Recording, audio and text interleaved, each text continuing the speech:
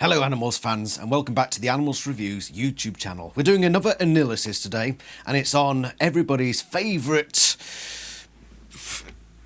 peace-loving animal, Cassie. So that's her from the TV series and she's this one here wearing the overalls on that particular picture. I mean, if you don't know who Cassie is by this point, you probably aren't an Animals fan. So welcome, Animals is a great thing, you'll love it. So, this one's taken a lot of research, a lot of time going through basically every single book, or most of them. There will be stuff I've missed out, and if you wish for me to include stuff that I've missed, I will do an addendum video, but I'm going to wait for people to suggest a few things before I do that. So I'll probably do a big addendum for Cassie. If you know stuff that about Cassie that isn't included in this video, please do put it in the comments and eventually I will do an extra video for this. But this video is going to be covering the basics of Cassie, okay? So we're going to start firstly by looks and appearance as described in the book. Of course, near the start of the books, because that's where we get the major descriptions. So let's look at a couple of quotes from early on in the series regarding Cassie's appearance. We were heading for the exit when I spotted Rachel and Cassie. She's usually wearing jeans and a plaid shirt, or something else really casual. She's black and wears her hair very short most of the time. She had it longer for a while, but then she went back to short, which I like. Normal for me is about average height, I guess. Whatever average is. I'm kind of solidly built, not skinny and not fat. With hair I keep short because I don't like messing with it. Cassie and I have been friends for a long time, although to look at us, you wouldn't think we'd hang out together. Cassie is casual to the extreme. The girl just doesn't care about clothing or style. I swear she would wear overalls to a wedding if somebody didn't stop her. Just from these three comments, you get a pretty good idea of Cassie. Not just how she looks, but also the type of person she is. She dresses very casual, she takes no pride in her appearance, and that's not to mean she's a slob. Okay, that just means that she spends more energy focusing on the things around her rather than her. She's a very caring person. And you can see from this here, it's a pretty good example of what she looks like, according to those descriptions. So she's black, she's got short hair, she's got the overalls with what looks to be bird shit on it here. And yeah, just very, very casual. She's a farm girl and she doesn't care much for fashion.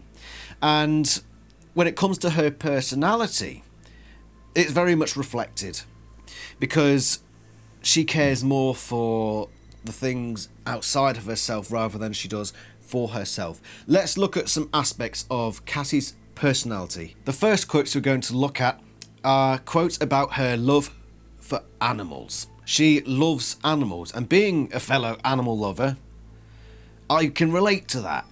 So let's have a look at some quotes that describe her as an animal lover. I don't want to stop morphing, Cassie said. Do you realise all we could do with this power? We could communicate with animals, maybe. Help save endangered species. Dolphins are very intelligent. Maybe not our kind of intelligence, but still, I guess they're one of the 2 or 3 smartest animals around. It will be strange morphing something so intelligent, Rachel said. Yes, I agreed. Strange and wrong somehow. How is doing this any different than what the Yeerks do? Cassie's love for animals almost intertwines with her mysticism. Cassie is a very strange character in that she has that mystical side to her. She's very quiet, she's very unassuming, but she almost has this connection to the world around her that the other characters simply don't have. And that stuff about the dolphins there, it does sort of come into play, because later on in that book we meet a whale and she's somehow able to talk to the whale in a very strange way. So she has this mystical connection. Let's look at a couple more examples, or an explanation of these examples, for her mystical, quiet, unassuming side. Cassie is quieter than Rachel, more peaceful, like she always understands everything on some different, more mystical level. Only Cassie had remained silent. She was looking dreamily off over the heads of the mall crowd. You know, back in the old days, I mean the real old days, the Africans, the early Europeans, the Native Americans, they all believed animals had spirits, and they would call on those spirits to protect them from evil. I guess what we're doing is sort of basic. Even though it was AniLysis technology that made it possible, we're still just scared little humans trying to borrow the mind of the fox and the eyes of the eagle. Just like thousands of years ago, we're calling on the animals to help protect us from evil. Hey Fluffer, come to join me in the video. She's a good cat. So, Cassie loves animals and has this mystical side which almost connects her to the animal world.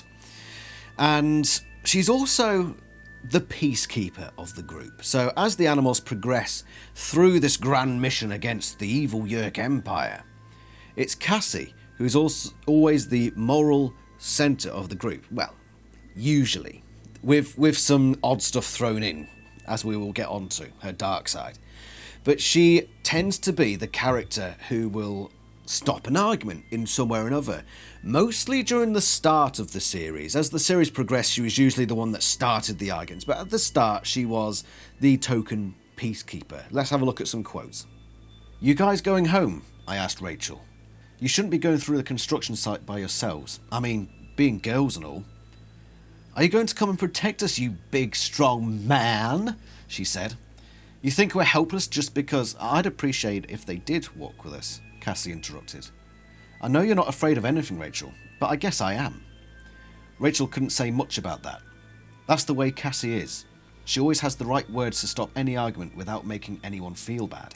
So we've seen the positive sides of Cassie, or what we'd normally perceive to be the positive attributes of Cassie. She did have her darker side though. And sometimes it manifested in a little bit of rebelliousness, as in the example in Book 8's The Alien. And the cats have just knocked the cat. Stop! They're play fighting. They're over the fighting stage. I've got two cats who didn't get along for the longest time, and now they're starting to get along, and they're playing, and I bloody wish they wouldn't. Anyway, you play over there, little sods. Be more like Fluffer. She's lovely. Aren't you, Fluffer? Yes. Well, quotes from The Alien, let's go. "You morphed a horse," I said. As soon as she was fully human, she responded, "I do that sometimes. I like running, but I don't tell Jake. He'd be mad at me for using morphing for personal things." "You know what? Why don't you morph to human and come inside? You could meet my mum and dad. We're just about to have dinner." "How would you explain to your family who I was?" Cassie shrugged. "You morphed Jake once, right? So be Jake." Now, on its own, this might not seem too bad, but when you take into context a lot of other stuff going around on at this part of the series, Cassie was always the one to say we shouldn't morph humans. And yet she's the one suggesting acts do that. And all this in the context of her breaking Jake's orders not to morph for personal reasons. So here we're seeing Cassie's rebellious side. So when she's left to her own devices, she tends to bypass the rules. This is the start of Cassie's hypocrisy. We're starting to see her hypocrisy shine through, because up to this point she'd been the goody-goody, you know, the peacekeeper, as we talked about, the quiet, unassuming. But around this sort of stage, and especially as we head into the next part, Book 9, this is where Cassie's character starts to come through, that hypocritical side, that part that's all talk and no walk. So let's have a look at her petty side, her vengeful side, and it starts in Book 9. "It makes me sick to think of people chopping down all these trees. Cassie, who cares? We're fighting to save the world from the Yeerks. Who cares about some ecology, tree-hugging, recycle-your-can stuff?" "I do," she said. "Well, that's you," Marco said. "Personally, what I care about is the fact that a bunch of Yeerks have that fortress back there, and they're going to use it to tear up these woods looking for us." I was annoyed with Jake right then. I mean, I understand that he has to consider everyone's ideas equally, but still, it was like he was agreeing with Marco that it didn't even matter if the forest was wiped out as long as we survived. I turned to Rachel for support, but she found something to look at down on the ground. Jake winked at me, and I forgave him for acting like Marco was right before. This is where Cassie really comes to the fore, her character, the idea of who she is. This is why Book 9 was so important, particularly this scene. Because she has her moral standpoint, and then as soon as it's questioned, she feels completely victimised, and she starts looking to other people to jump to her defence like it's their job to jump to her defence, even though they don't agree with her. And then she feels like she can forgive somebody for changing their opinion to her standpoint, that she is this almighty moral goddess. So if someone turns to her side, then she can forgive them for their previous transgressions. It's all part of that Cassie hypocrisy thing, and that's partly why I love her character. Disclaimer, she's my second favourite character of the series right now. It does change a little bit. Jake's always the top, and then it's Cassie next below. I love this side of Cassie. It's a negative character trait, but it's that negative character trait that makes her so intriguing. So, we've seen her pettiness there. What about her vengeful side? Because she does have a vengeful side. For being the peacekeeper, the quiet, unassuming one, when something affects her personally, like with the trees thing we've just seen with Marco, she flips a freaking lid. How am I getting the yerks from their human hosts? His face was dark, his eyes empty. How do you think I get them? Cassie let loose a growl and was racing towards Fenestra before I could say a word. I landed, paws outstretched but claws retracted, on Cassie. I knocked her wolf body sprawling across the floor. "What are you doing?" she yelled. "We aren't here to annihilate this guy," I said. Your morph would do it better," she said. "You want me to get rid of him for you?" I asked. "That's what you want?" "We have to sink the Seablade," Cassie said quietly. "We have to sink it, destroy it, make them regret ever thinking about invading the ocean." I shot her a look. It wasn't like Cassie to be bloodthirsty. She met my gaze, unflinching. "What they did to the Hawkbajir was evil," she said. "Over the line, way over the line. We need to teach them a lesson." Rachel liked the idea of delivering a harsh lesson. I expected that from Rachel, but from Cassie it worried me. Cassie was taking it all personally. Cassie is typically the most restrained animorph and the one to always give the moral guidance, but as soon as somebody crosses her moral lines, all reason goes out of the window. This is Mercia, by the way, the one causing all the bloody trouble. If you hear banging in the background, it's her, little kitten. Aren't you just lovely, though? Yeah, go down there, go play with Lila. Okay, so, as you can see from the screen that I forgot to change back, my notes are here, and the next section is on Cassie's family background, her property, and her culture. So, let's read off this note thing that wasn't supposed to be on screen right now. Ha ha ha ha ha ha! I had arranged with everyone to hook up at Cassie's farm. It isn't exactly a normal farm, although it had been in the old days. And they still do have horses and a cow. But now the big red main barn is the wildlife rehabilitation clinic. Cassie's father runs it. They take in any kind of injured animal, except pet type animals. There are always lots of birds, along with squirrels and deer and skunks and so on. Sometimes they get a bobcat or a fox or even a wolf. Cassie's mum is a vet too, but she works at the gardens. That's this huge amusement park that also has a zoo. Me, I have a dog. Tobias has a cat. Cassie has everything from porcupines to polar bears. Cassie wasn't there yet. I figured she was doing chores. She had tons of work to do around there. I guess I'm just an old farm girl. You know this farm has been in my family since the Civil War.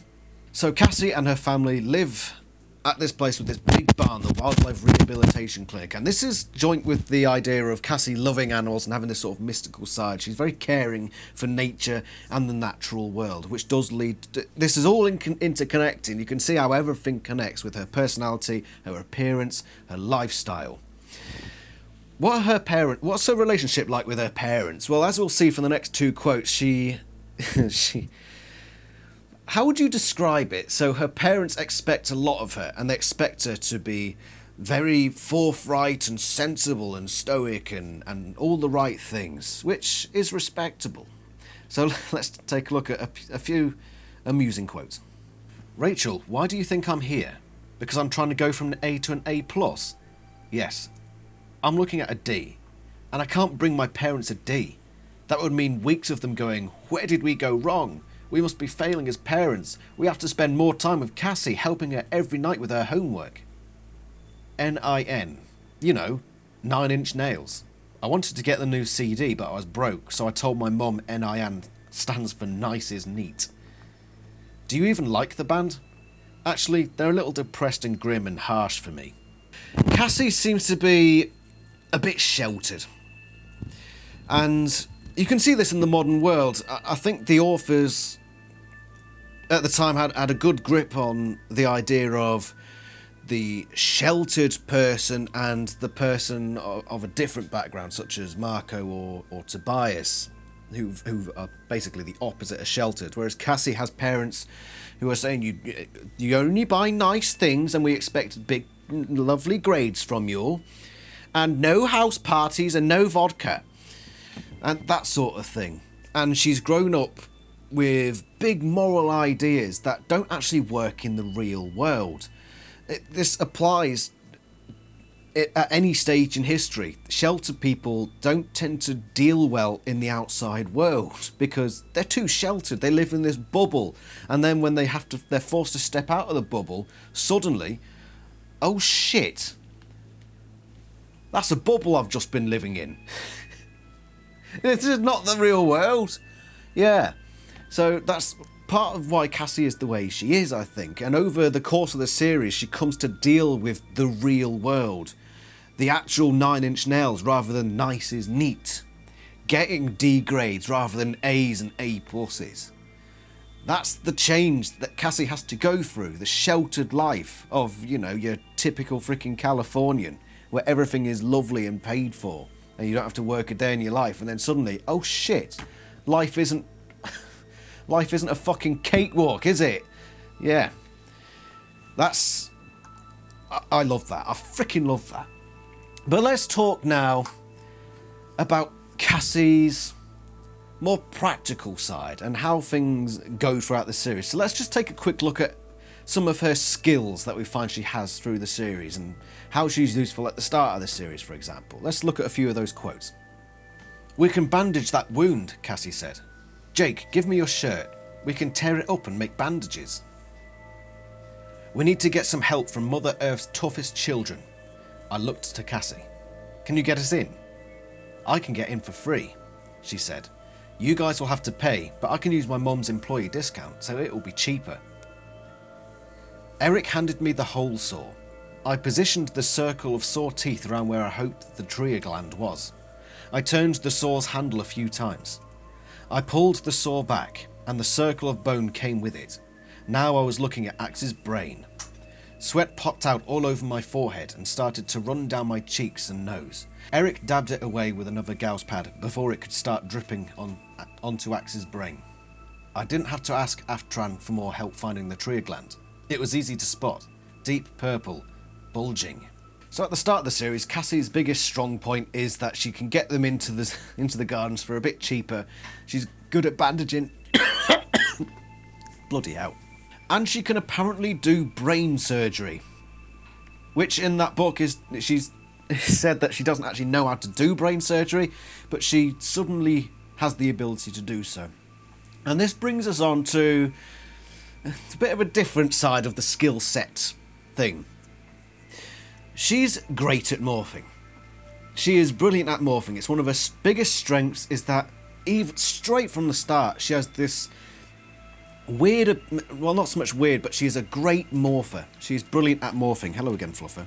So let's look at some quotes describing that. Cassie and I have been here for a while, Rachel said by way of explanation. She's really good at this. Look how fast she can do it. The horse nickered slowly. Then the animal began to melt.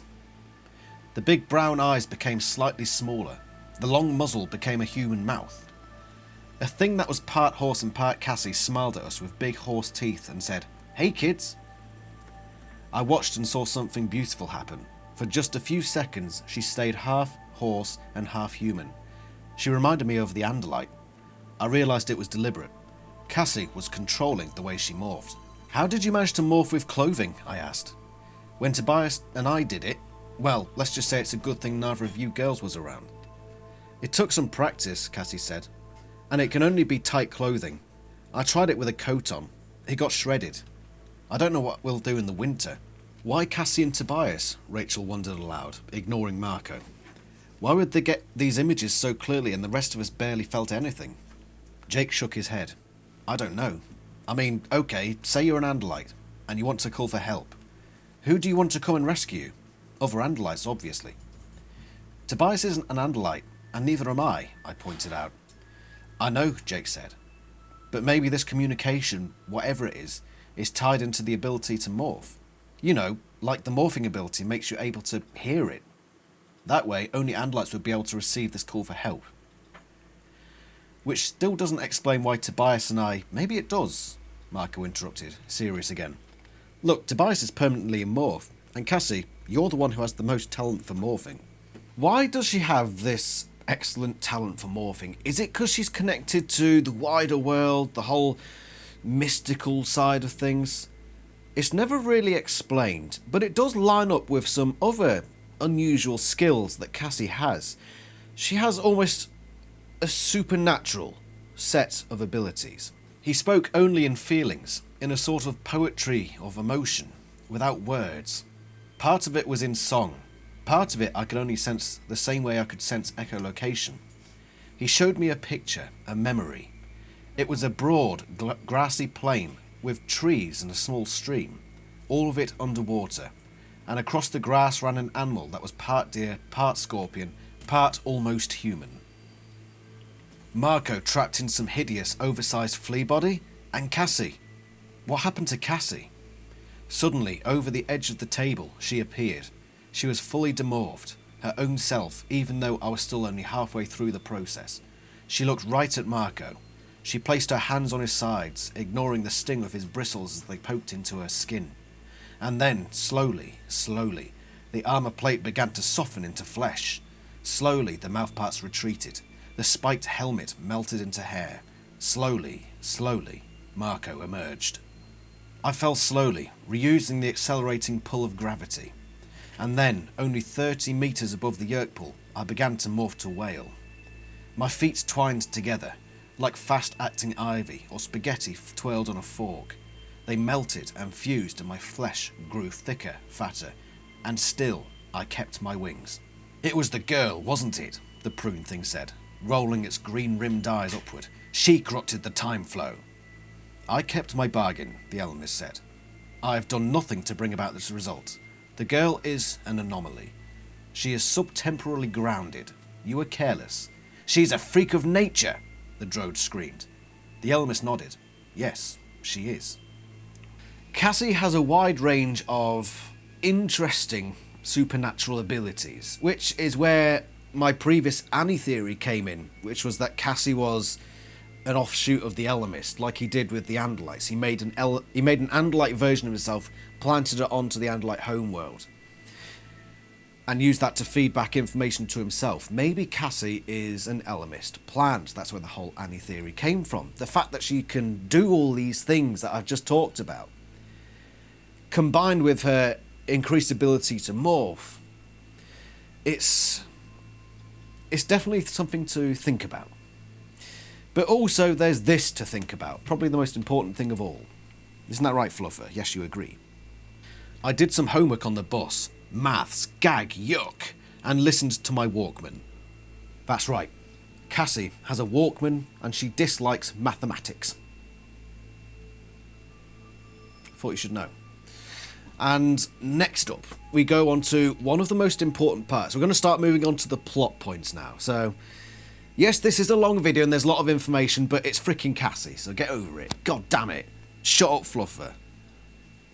Sorry, Fluffer. I didn't mean to be so rude. Cassie is Jake's girlfriend. There, I said it. And it doesn't start off that way. But straight from the off, there are clues that it's going to happen, and then it eventually does happen. So let's have a look at the quotes before they officially become boyfriend and girlfriend, when they clearly have an affection for each other. And the others also basically know this. I guess you could say I kind of like Cassie.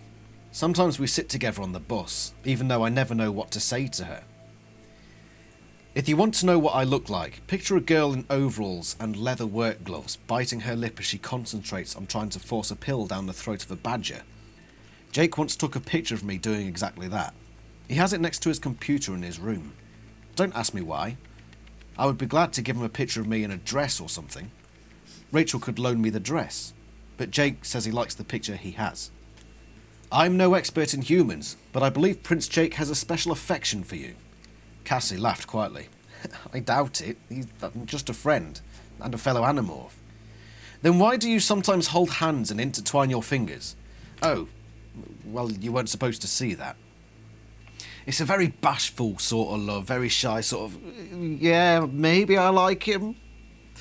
And it does eventually become a full-blown thing. And not by choice, but by instinct, because they believe Jake has died in book 26, The Attack, and he finally returns to the group, and this happens. Cassie was on her feet and running towards me, and I was running to her. And I wasn't past any emotion, I was exploding with emotion. Cassie jumped into my arms and I wrapped her up tight, and before I knew it, I was kissing her on the lips and she was kissing me back. It's about time, Rachel grumbled. So then it's sort of official that Jake and Cassie are a thing. And throughout most of the rest of the series, we just get these little tidbits sort of reminding us that this is a thing. That's still very bashful and shy and, yeah, I suppose we're boyfriend and girlfriend, that sort of thing. But it's definitely there. The other Animorphs know. Here's a few quotes just to back that up. Jake grabbed my hand and pulled me out onto the dance floor. And then I was dancing. With Jake. I gave a little twirl of happiness. Is it horrible to admit that I hoped everyone was watching? Even if it's horrible, it's true. I liked the idea of everyone knowing that I, Cassie of the sometimes bird-messed genes, was with Jake. What am I looking for exactly? A doodle? It's of a heart? I stammered. I tried to climb up the desk leg, but it was metal. My claws couldn't get a grip. Think I see it, Rachel answered. If the heart has Cassie loves Jake printed in the middle with a really dorky cupid drawn next to it. That's it. I accidentally turned it in with my last test. Just get it, and don't say anything, I warned Rachel. We'd never used the L word to each other. That's what Rachel calls it, the L word. But even though he's never said it out loud, I knew that Jake loved me, and I knew Jake knew I loved him, even though I'd never said it out loud either. That was totally clear when we kissed. Yes, even though we don't walk around groping each other like some couples, we have kissed a few times. Usually right after we've managed to survive something horrible. It's usually an I can't believe we're alive kiss. That last bit there in The Prophecy, I believe is the reason that Aldris Ixilla chooses Cassie, because she basically says, yeah, we know we love each other. I forget who it was on the channel, but they said, why would Aldris Ixilla choose Cassie? Because Rachel and Tobias are also in love, and Aldris' character is more like Rachel. I think this is the difference. They do genuinely both think, oh, we're in love with each other. Cassie certainly thinks that. She thinks, I'm in love with Jake. And Aldria chooses her. Please don't mess around with my microphone, Fluffer. And I believe that's why, because Rachel and Tobias' love is a bit more... There's a lot more sympathy, I think, in it from Rachel's side. I think it is a bit different, because Jake and Cassie generally, even before this war started, liked each other. There's more of a natural love there. And I think that's why Aldra chose Cassie. But let's move on now to the real important stuff to come towards the end of this video. I say that, we're probably only halfway through, I'm assuming. Let's talk about the major plot points of the series. Let's move aside from Cassie as a person, and let's talk about how Cassie affected the plot of this series. So at the start, she was just being Cassie. But there were a few moments which showed where Cassie's character would eventually go. Because as we've talked about, she's gone from a sheltered life and now she's entering the real world into this war. She's gone from one extreme to the other. And how best to foreshadow this? Big moral decisions for her that she is forced to make. And here are a couple from the earlier books. Cassie had got clean away. It had been the suspicious controller policeman who had grabbed her. He was the only controller to know her name, where she lived, and that she had been spying on the sharing. Cassie said we didn't have to worry about him anymore. She didn't want to talk about what had happened to him. I told him not to go to that chat room again. I told him... Her lips quivered suddenly. I told him not to talk to his father about Yerks. Told him not to. Her voice was strangled. She gritted her teeth and squeezed out the last few words. I told that little boy not to trust his father. Cassie is making tough moral decisions that she's never had to make before. And it's affecting her. And this all comes to a climax in Book 19, The Departure, where she decides to leave the Animorphs. I'm never doing that again. Yeah, it was not a smart fight, but hey, we won, Rachel said. No, I mean, I'm never doing that again, I said. Never. I quit. I quit this stupid war. I quit the Animorphs. He suffered. He suffered because of what I did to him. And now, whatever hopes he might have had of someday being free, well, those hopes were gone. Because of me. It was battle, I whispered into the sheets drawn up to under my chin. It's a war. I hadn't heard Jake call us off. I hadn't heard in time. If I had, the Hawkbajir might still have his dreams of freedom. And yet, when had Jake called us off? Before I launched or after? It was all so confused in my mind. I feel bad because I felt nothing.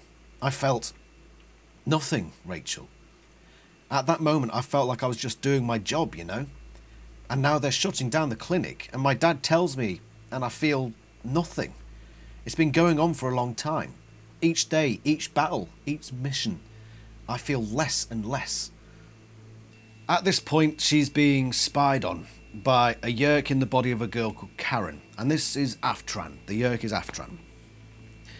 And Cassie goes into the woods and saves Aftran by pulling her out of a river. And obviously then Cassie finds out that Aftran is Aftran. And she's injured though. So Cassie has a thought of, what do I do here? If Karen came out of this alive, Jake, Rachel, Marco, Tobias and Axe would all be caught and made into human controllers or be killed. The Chi would be annihilated. The Hawkbajir would be recaptured. All hope for human freedom might die, unless Karen was destroyed right here, right now. Here, I said. This will make a good crutch. Wait here while I find some smaller sticks to make a splint. Cassie and Aftran then begin a strange bonding over the fact that they're saving each other's lives. And this is where we see a turning point in the series where the Yerks aren't this whole 100% bad guy collective. Okay? So some of the Yerks do have sympathy for their host, and Cassie finds this little nugget of information and tries to work with it, because the reason she leaves the group, I believe, is because she thinks that the only way they can continue doing what they're doing is just by killing and being violent and all this horrible stuff, all this war. But this little nugget of information tells her, hold on a minute, there are ways I can make a difference without resorting to killing all the time. And she makes a deal with Aftran, because Aftran gives the whole spiel about, well, you humans have it so great, you're all privileged. You've got all this privilege that we Yerks don't have, so how do you think we feel? Why do you think we act the way we do? And Cassie she shows that she understands, tries to make this peace between her and Aftran by turning into a caterpillar. The caterpillar grew still. It stopped writhing. Most animals become calm and quiet while being acquired. Now do it, Karen said. I wanted to argue. I wanted to say, forget it. I could morph to the wolf instead and kill her. It would save my friends. It would save me. But it wouldn't free the little girl named Karen from the Yerk in her head. And it would just be more of the same. violence and brute force, and another innocent victim.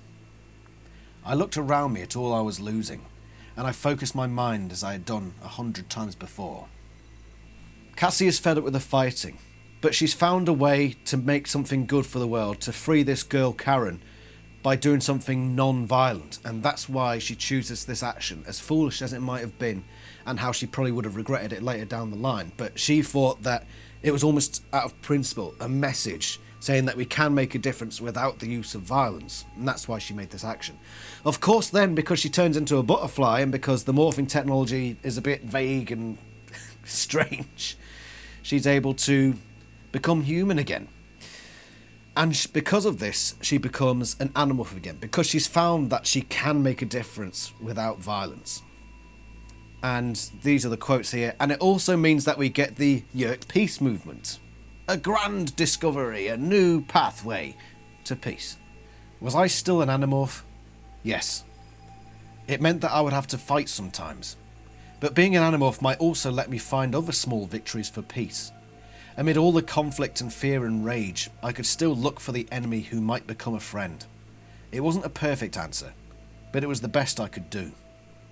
Aftran is the Yeerk who made me think about Yeerks in a different way. Aftran made me realise that Yeerks are individuals, no two alike. She forced me to accept that all Yeerks are not our enemies. But of course, this isn't the only time Cassie decides that enough is enough for her. This time she got that little bit of hope, knowing that she didn't necessarily have to fight to achieve something good.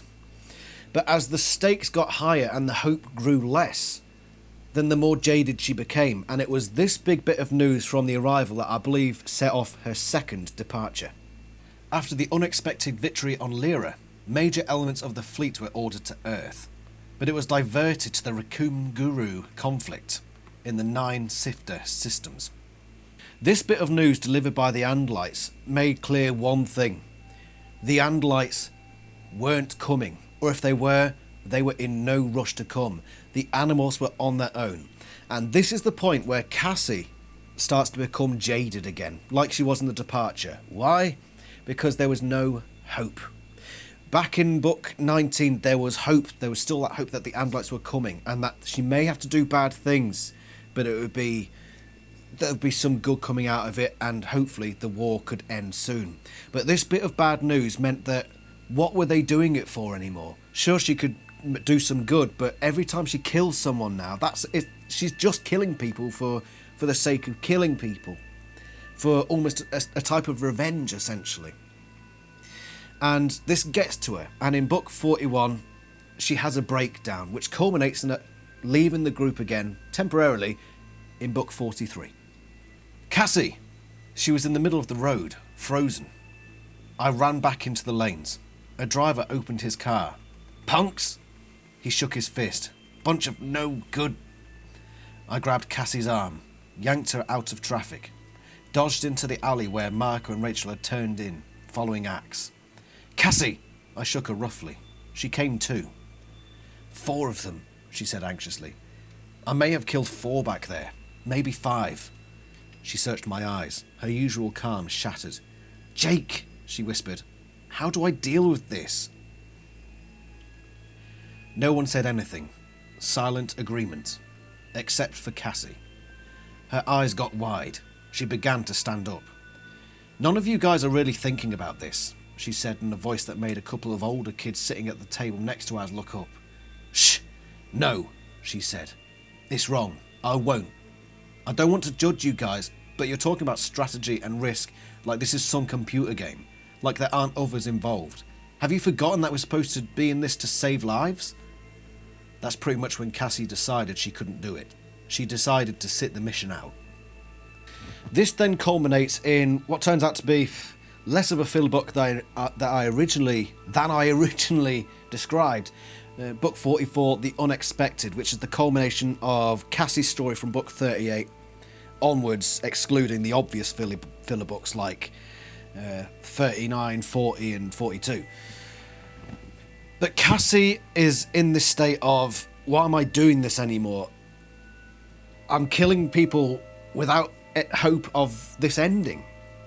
So I'm just killing people. And she makes a mistake while they're doing some stuff about... They're on a military base, I believe, or an airport. I'm trying to remember the exact storyline, but she gets isolated and she makes a whole bunch of bad decisions regarding a bunch of Marines who are under fire from Yerks, and she ends up on this cargo ship and she starts reflecting on this recent little saga she's been on. If I'd made even one good decision, one smart move in the last 12 or 14 or however many hours, none of this would have happened. Bold Spot wouldn't have gone nuts. The Marines wouldn't have started shooting. I would have bailed when Jake gave orders to abort the mission, and I wouldn't have fallen unconscious in the cargo hold of a plane, left with no choice but to kill or be killed. I'm not trying to be some kind of martyr, or say that I'm always a screw-up. I'm not. In my world, making hard choices is part of the deal. Sometimes I'm right, sometimes I'm wrong. Sometimes I just can't tell, even when the mission is over and we've all come out alive at least. Leave the Animorphs, come back, trust Aftran the Yerk, trust her again, take responsibility for the never-ending, always unfolding consequences of those decisions. Say, no, I can't be part of this mission, can't be part of a mass killing of innocent people no matter what the ultimate goal. I won't.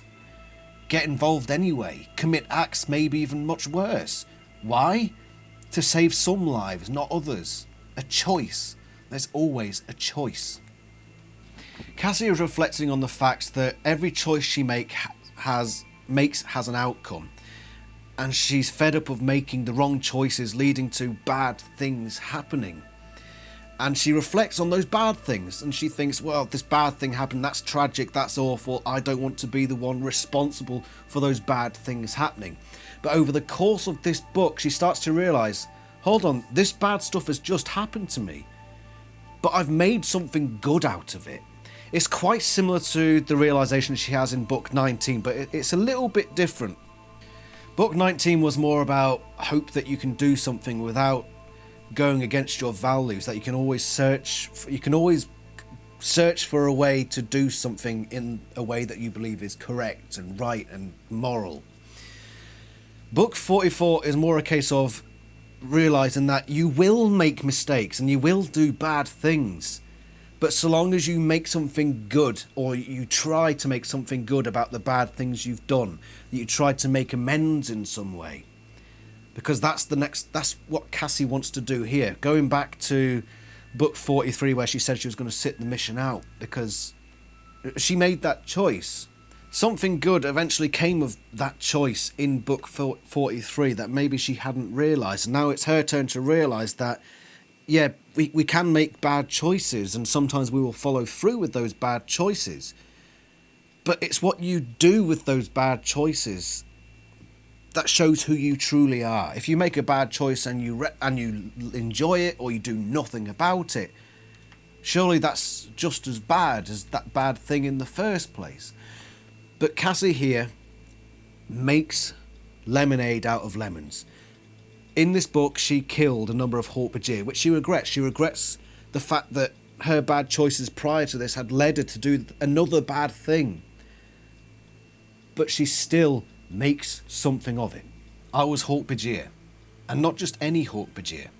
I had 2 Hork-Bajir morphs now, but I had chosen to become the one I'd acquired on the aeroplane, the Hork-Bajir who had vaporised under the Dracon beam. I was a Xerox copy of a Hork-Bajir who could no longer exist except through the DNA in my blood. And I was not a killer, not a natural terrorist for Visser 3. The Hork-Bajir was gentle, curious and a little afraid, and he was going to help me save a life. So despite all the bad things that have happened, Cassie finds a way to almost make amends, not only to all those bad decisions, but also to the Hork-Bajir that she killed by utilising his DNA to do something good. That's the lesson Cassie learns, that through all the bad, just do what you can to make things right. And that's what brings her back into the fold once again. And this is just as we reach the climax of the series. So let's talk about the end game of the series now, where Cassie is involved in that. Firstly, it starts with the blue box. Cassie is put in charge of it after it's reclaimed from David. Once we'd got the box back, I'd been the one chosen to hide it. It's never explained why Cassie was the one chosen to protect the blue box. It's never actually explained, but it does, because she is the one that eventually gives the blue box away. It's the irony that she was the one tasked to protect it, but she was the one who eventually let it slip into Yeerk's hands. And why did she let it slip into Yeerk's hands? Because of her love for Jake. So we're bringing back the Jake love storyline. It does play into the end of this book, and in a very important way. So why is this a Jake thing? Why does she feel the need to let the blue box go to protect Jake? Jake's parents, Jean and Steve, didn't make it out in time. See, Jake's older brother, Tom, has been a human controller since the early days of the invasion. Even with the enemy under his own roof, Jake had managed to protect his parents from the Yeerks, and from their own son, their own first child. Jake hasn't been the same since. He blames himself. Jake snarled, crouched, prepared to spring. That's when I shot forward and closed my jaws over Jake's uninjured leg, clamped down.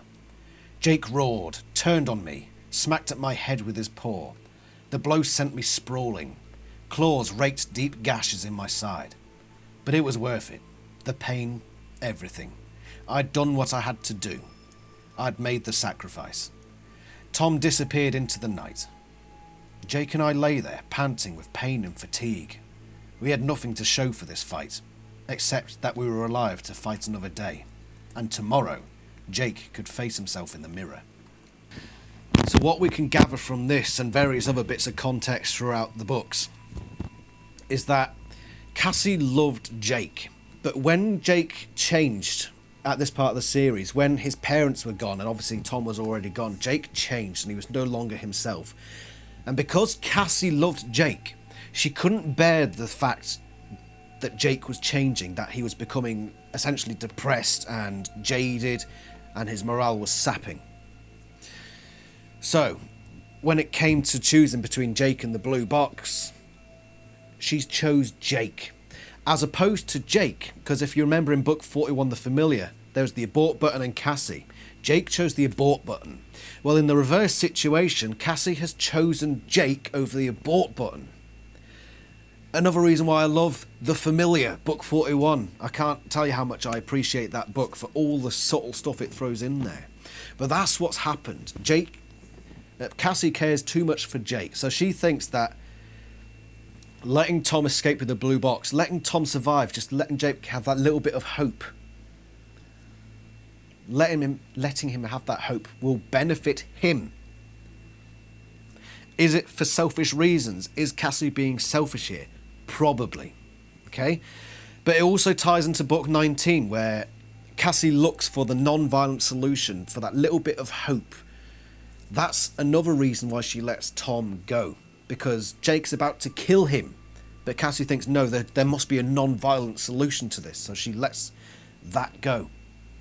So all this character stuff, all her personality, all the books like 19 and 44 come into play here with her love for Jake. Both those storylines combined for that moment, and it's brilliant. Absolutely brilliant.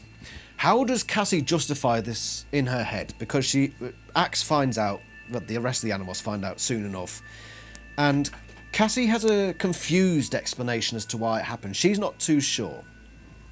Axe, she whispered, as one about to voice a terrible secret. I just know that there are so many Yeerks who would defect if they could. Aftram wasn't the only one, we know that. Some of the Yeerks just want to be free. Now, with the ability to morph, maybe they can be. I don't know what was in my head at that moment when I let Tom go, but now, in retrospect, maybe letting the Yeerks have the morphing technology is the way to peace. That is book 44 Cassie coming forward, saying, I made this bad decision, but maybe that's the way forward. Again, all these character points, specifically from 19 and 44, coming together for her reasoning here, that justifies it in her head, why she made that action born out of her love for Jake. She is a fascinating character, and her story arc, with all this stuff combined, is beaten only by Jake's, in my opinion. Absolutely fantastic writing. Catherine and Michael have done a glorious job with this whole bit here. I know a lot of it was ghost written, but it was all set out by Catherine and Michael, I assume, so thank you, Catherine and Michael, for this brilliance. But now we see Cassie in a different scenario coming towards the end of the war. So all the parents are now in the Hertfordshire Valley. And these are just a few clips that illustrate how Cassie has changed from the start of the books to this point, how she's become battle-hardened. Let's just add that little bit of context at this point. I'm being realistic. This is a war, Mum. Do you understand what that means? Some of us are going to die. That's a fact. From disease or injury or deprivation. It doesn't matter how much, does it? Nothing we can do now can change that fact. Not building a nicer shelter or being all pleasant to each other. Nothing will stop the dying except winning the war. And right now, our chances of winning don't look very good. I turned from my mother's stricken face, walked away. Jake quickened his step and left me behind. Stop feeling sorry for yourself, I called to him, desperate. He didn't stop. You're acting like a coward. The moment the words were out of my mouth, I regretted them. That afternoon, I lied and told everyone that Jake had called a meeting for later that evening. Cassie is a much different person at this stage of the books. All the lessons she's learned, all the stuff she's been through. She confronts her mother, who Cassie is very much alike at the start of the series. We can gather from the information we're given, she's very much like her mother. But by the end of the series, they don't jive. They don't get along in that same way because of how much Cassie has changed. So that's just giving an idea of how much she has changed at this point. But there's somebody else who's also changed, and that is Jake. By this point, I believe we can safely say that Jake knows that a relationship basically isn't going to happen, and he's more interested in winning this war than maintaining his relationships with the other animals and basically everyone else around him. And he manipulates Cassie, who is none the wiser, to keep her on side, because the lesson that he booked from book 47 was that you just got to get as many pawns on your side as possible. You just got to amass your armies by whatever means necessary. And that's what he does with Cassie.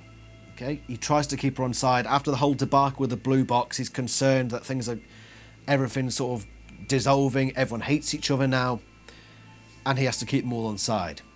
He knows how to manipulate Cassie to keep her on side. We could kill them all with 10 or 12 500-kilo bombs, Margot's dad amended. I'm out, Cassie said hotly. I thought that maybe, but I can't. And I can tell you my parents are out too. You don't knowingly take innocent life. Not if you're a decent person. Not if you're a murderer. The goal is irrelevant. Apparently you decided to start making decisions for me, Jake shouted back.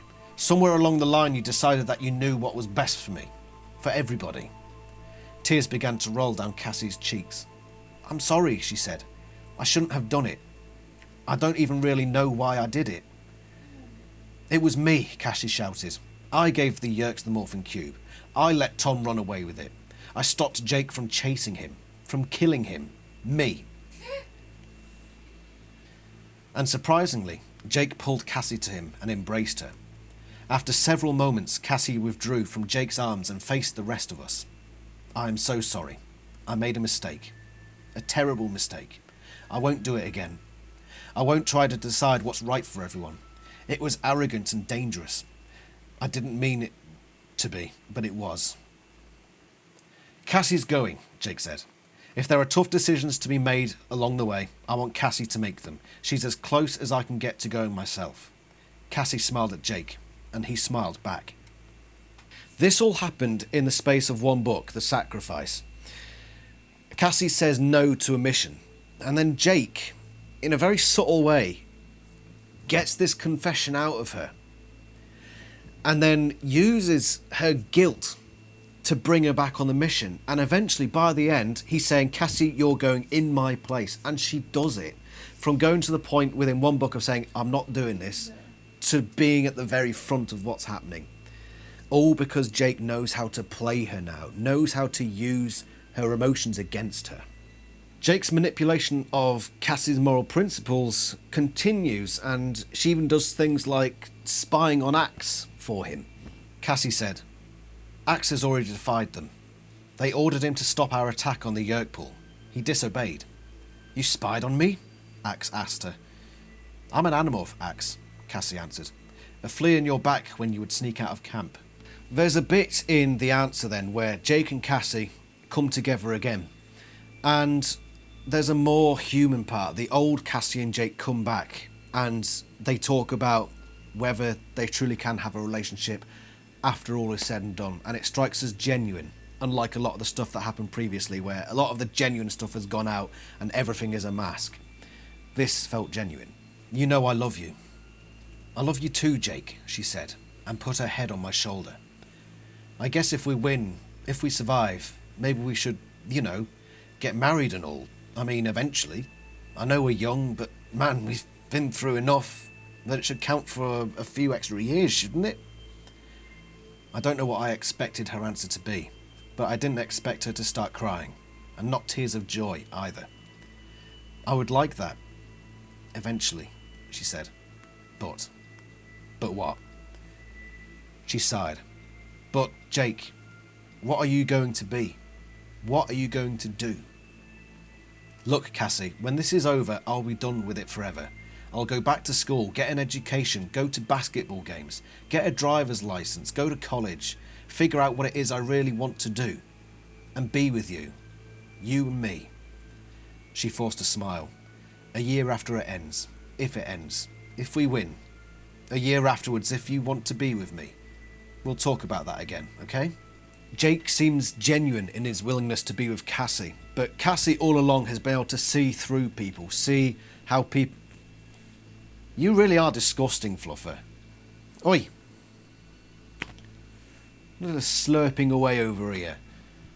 Don't be so filthy. Go do it on the floor. Recording, come on, behave. She's going to jump up now. Here she comes. I love you too, Fluffer.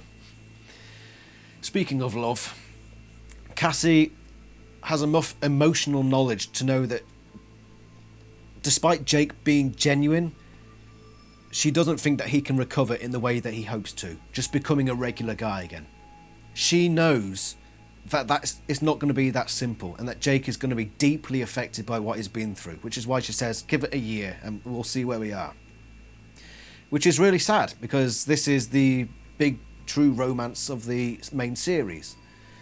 And at this stage, even the characters know, before the war's ended, it ain't going to work. And then we get the end of the series, where the battle is won. And a big change for Cassie.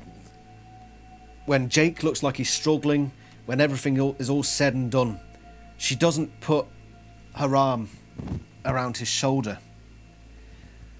Remember book 35 when Marco's going a bit mad and Cassie starts trying to comfort Marco, saying, no, it's all right. And Jake said, no, Cassie, shut up. You're being too soft. Marco, get the job done. Stop it. Stop what you're doing. This, I'm not sure if Cassie learnt from that or various other examples, but she does that to Jake. Cassie came to me and sort of leaned into me, as close to a hug as we could get right then. I was afraid she would say something sympathetic. I was afraid she would comfort me. And if she had, I think that would have been it.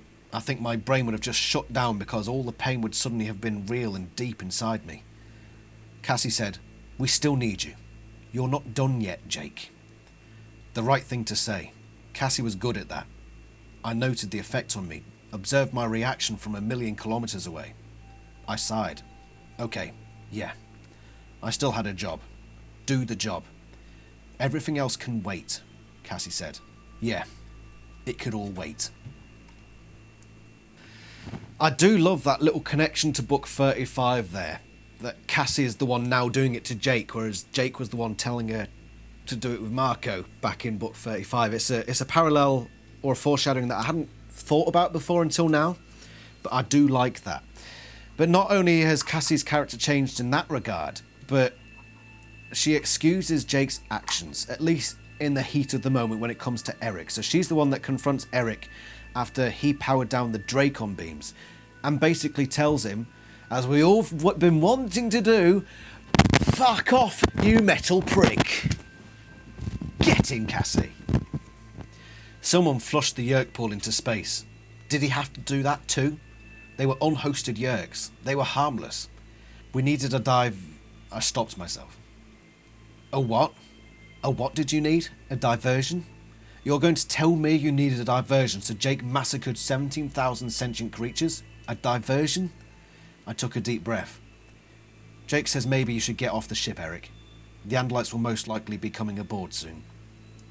That is how much Cassie has changed come the end of this series. Oh, brutal. And she was the one to give the final fuck you to Eric, which I think is thoroughly deserved, and I'm happy that it was Cassie to do it. I genuinely am. Fucking love this character. But what happened to her after the war? Let's finish off by just, saying what happened to Cassie. She was one of the few Animorphs that managed to recover, and I think it's got to be expected, because she was one that held on to this little bit of hope that she can make good out of a bad situation. That's the unexpected. Book 44, book 19. They've given her the mental fortitude to be able to say, right, bad stuff has happened, but I can deal with it and make something good out of it. And by golly, she does. Cassie was Undersecretary of the Interior for Resident Aliens. It paid less than I spent on corn chips, but hey, Cassie was 17 like me, and she was meeting the president and spending most of her time with the Free Hork-Bajir. Cassie was a government poobah, always racing around here and there in government jets and helicopters, making sure Toby and her people were good and just generally saving the world. Also taking college courses at night because she still wants to be a vet like her mum and dad. That's Cassie for you. Save the rainforest, save some cow with a hernia. The girl just does not get the whole celebrity thing. I mean, Walmart practically begged her on hands and knees to take $1 million to do ads for their jeans. And she just said she didn't have the time because there was some controversy over an access road into some forest somewhere. You still morph? Marco asked. The question surprised me. Yeah, of course. I don't know, I guess I couldn't see why I shouldn't. It helps with the job. It's just easier getting around way back in the woods if I'm flying or in wolf morph. I had resisted the whole dating thing for a long time, and I resisted it with Ronnie in particular because we had to work together. Plus he was 6 years older than me. But after The Hague, I knew I had to move on. I wasn't just Cassie the Animorph anymore. I'd been moved out of the Interior Department when the new president was elected. She had appointed me instead to the new position of Special Assistant to the President for Resident Aliens. I was 19 and I was in the President's sub-cabinet. So Marco makes a comparison to her there, and I just want to add this little quote here. I didn't know quite how to place it, but I think it's worth putting in this video. More of the difference between how Marco pushes himself after the war to how she does. She had the tendency to wander around in all the moral subtext of everything. She'd take some story about a cool rock and sock'em battle we'd been in and turn it into this mope about the morality of self-defense. I think we get an impression of how the different animals cope with this. So Marco doesn't want to deal with the moral subtext, and he insists that Cassie is doing so rather than bigging it up like he's trying to do. That she's more able to cope with the memories of it all and uses it to make genuine points about, obviously, self-defense, the ability to defend yourself. She was probably a gun advocate after all this, whereas I can't imagine she would have been at the start of the series, or at least morphing advocate. Morph rights. Strange concept. Whereas Marco, I think, is riddled with PTSD at this point, as we sort of cover later on with this whole morphing lobster thing, that he just glosses over all the moral stuff, like his brain will not allow him to go into the whole moral thing. So when he sees Cassie doing it, he's like, oh, why is she doing all that stuff? Let's talk about the fun, the action. Let's just ignore all the moral stuff. But Cassie is able to get past that, to talk about that sort of stuff, and it lands her a job in the government, and specifically looking after the Hork-Bajir in various different roles. And the Hork-Bajir are moved to Yellowstone. So, and I'm pretty sure Michael and Catherine know where Yellowstone is, which is in Wyoming. A lot of the times the book makes it seem as though she's still in California, but I'm pretty certain the authors deliberately chose Yellowstone and they know where it is, so Cassie must have moved to Wyoming, where she met this Ronnie Chambers, who we discussed just a little moment ago. So she's now with Ronnie Chambers. What happened with Jake? Part of me wanted what we'd had in the old days, Cassie and me, but that wasn't possible. I knew that. I'd come to accept that. I'd come to accept that all of what I'd done, all of what I'd had with Cassie, Tobias, Axe, even Marco, all of it was in the war. And the things that were in the war didn't seem to translate into real life, like they were all written in incompatible computer languages or something. I spoke to Cassie every couple of months. She was seeing some guy, actually a good guy. I'd met him at one of Marco's parties. I couldn't exactly remember his name. He worked for the governor of California on environmental concerns. He and Cassie spent a lot of time working together with the Haute-Bagier in Yellowstone. You see what I mean by it's a bit confusing? So Ronnie Chambers works for the government of California, but he spends a lot of time with Cassie in Yellowstone. So I imagine he's just bouncing back and forth from California to Wyoming. Or Catherine and Michael have no clue about geography of their own country, of one of the biggest areas of their own country. Nah, surely Catherine and Michael know that Yellowstone is in Wyoming. Come on. They're not stupid. Well, Michael Grant has some odd opinions, but he's right on a lot of things, and I'm pretty sure he'd be right about this. So, but yeah, there's that. And then we get the bittersweet part at the very end of the book, where Cassie and Jake part ways for what they think is the last time. And they accept that their paths have diverged, and that's it. Look, Cassie, you're doing what you need to do and were born to do. Part of what we won was freedom for the Haute-Bagier people, and a place for them here on Earth. That's something we won. It's in the bank. It's real and good, and your job is to protect it. Me? He shrugged. Look, for better or worse, this is what I do. This is what I am, not what you are. So after all this time, Jake has realised, yeah, Cassie was right. We're too incompatible now. And that is the bittersweet ending of this series. And Jake doesn't know where Tobias is. Tobias has kept himself away from Jake. Why am I bringing Tobias into this? Because it exemplifies the difference between Jake and Cassie at this point. Because Cassie knows where Tobias is. Jake doesn't know where Tobias is, and nobody's told him. But Cassie, through the Haute-Bagier, knows where Tobias is. So Cassie leads Jake to the Haute-Bagier, who leads him to to Tobias. Tobias can trust Cassie that she won't get him into any more fights, she won't get him involved in any more of this, but he knows that Tobias also knows that Jake is liable to end up in some situation again because of all of this, and so he wants to remain secret from Jake. I came for Tobias. I stared at him. Don't bother to tell me you don't know where he is, Jake said.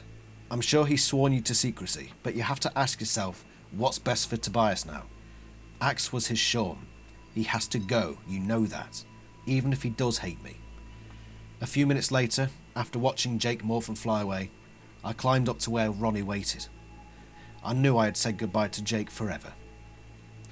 And this is why Toby felt guilty about leading Jake to Tobias, because there had been agreement between the Haute-Bagier, Tobias and Cassie that Tobias didn't want anything to do with Jake.